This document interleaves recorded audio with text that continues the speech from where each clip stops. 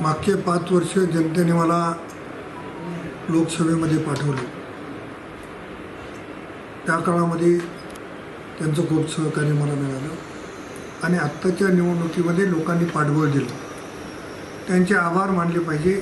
या दृष्टिकोनातून मी सगळ्या तालुक्याच्या ठिकाणी जाऊन जनतेचे आभार मानणार आहे.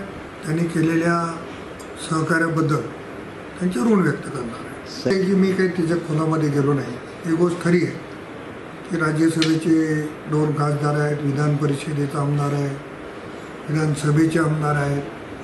मी जेव्हा त्यांच्याशी प्रत्यक्ष बोलेल आणि मग त्याच्यातून जे काही हे होईल ते कळेल. परंतु मी आज तरी कोणाशी चर्चा केलेली नाही. लोकांनी मला नाकारलं. मी दुसऱ्या दिवशी दिल्लीला गेलो आणि माझं घर सोडलं आणि घर सोडून नांदेडला आलो आणि उद्यापासून लोकांचे आभार मानण्यासाठी फिरणार आहे.